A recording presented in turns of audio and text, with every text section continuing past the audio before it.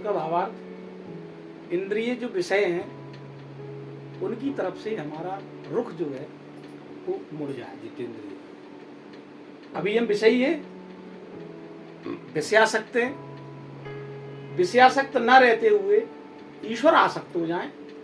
जैसे जैसे हमारी आसक्ति ईश्वर की ओर बढ़ने लगेगी, विषयों से आसक्ति अपने आप स्वतः कम कर देगी। जीव की ज्यादातर विषयों में ही आसक्ति होती है। इनसे कैसे हट पाएं? क्या ये कठिन है कि नहीं? ये बिल्कुल भी कठिन नहीं है।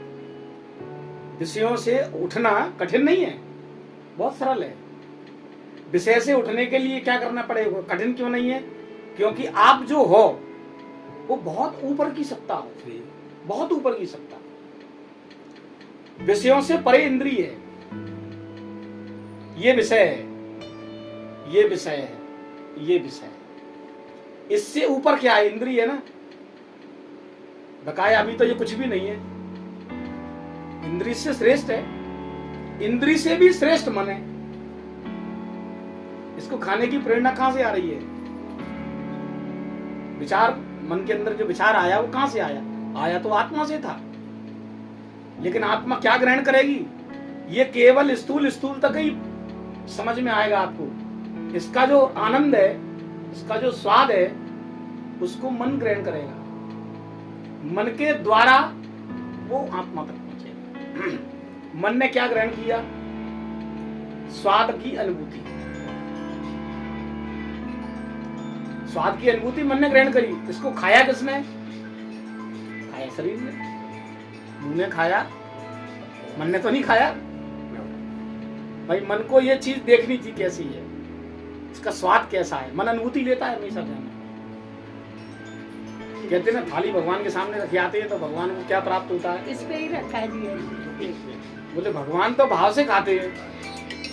आपने भाव लगा लिया, थाली रखी रहेगी, उसको स्थूल कोई जीव आके खाएगा। आपका भाव था भगवान में तो भगवान ने उसको भाव से प्राप्त कर लिया। अब मन इसको प्राप्त कर रहा है, इसके स्वाद को। तो इंद्रियों से परे मन है, मन से भी ऊपर बुद्धि है। ये सब आपके यंत्र है, दूसरे के नहीं है। इंद्रियां जो दिख रही हैं बाहर, जिनसे हम विषय ग्रहण करते हैं, आंख से देखते हैं, कान से सुनते हैं, मुंह से बोलते हैं, स्वाद लेते हैं, नासिका से सूंघते हैं, त्वचा से स्पर्श करते हैं। ऐसे 5 ज्ञान इंद्रिय, 5 कर्म इंद्रिय। इन इंद्रियों, ये विषय से ऊपर है इंद्रिय, जिनके माध्यम से कोई कार्य हो रहा है वो ऊपर माना गया। इंद्रियों से भी ऊपर मन है, क्योंकि मन ही है जो इंद्रियों को आदेश, डायरेक्शन देता है। बिना मन के आदेश के कोई इंद्रिय काम नहीं करती। मन इतना परफेक्ट होता है क्योंकि मन राजा है। मन राजा है इन इंद्रियों का। ये 10 इंद्रियां हैं। 10 इंद्रियों में भी ये 5 ज्ञान इंद्रियां, 5 कर्म इंद्रियां, ये सब मन के आदेश पे ही काम करती हैं। तो मन इनका बॉस, सुप्रीम।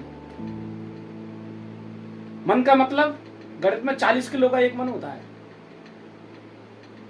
गणित की लैंग्वेज में 40 किलो का एक मन।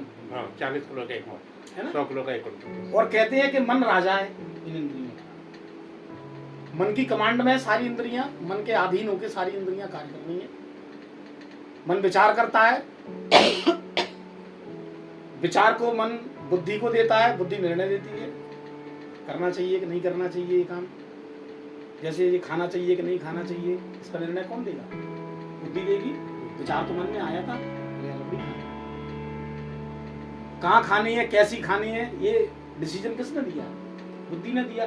तो मन से ऊपर है बुद्धि, और जो मैं तत्व है वो बुद्धि से भी ऊपर है। तो सोचो, हम पूरे पिंड के स्वामी हैं, तो जिसके हम स्वामी हैं उसकी हर एक चीज हमारे कमांड में होनी चाहिए कि नहीं होनी चाहिए? होनी चाहिए ना।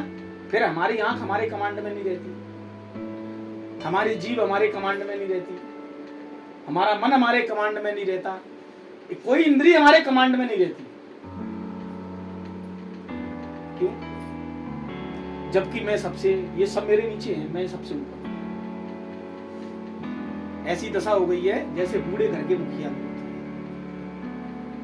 जैसे वृद्ध घर के मुखिया की दशा होती है कि मुखिया तो है घर में, लेकिन मुखिया की मानने वाला कोई नहीं है। तो चुप बैठे रहो, तुम कुछ नहीं जानते। वहां जमाना अलग था। भैया बहू के जमाने में वही राम थे, तेरे जमाने में भी वही राम है। उसके जमाने में भी सूरज था, तेरे जमाने में भी सूरज है। उसके जमाने में भी चांद तारे थे, तेरे जमाने में भी चांद। बदला क्या? बदला तो केवल तेरे मन का भाव और विचार बदला। क्या बदला साहब बताओ मुझे। तो जैसे आज व्रत की दशा है घर में है तो, लेकिन उसकी मानता कोई नहीं।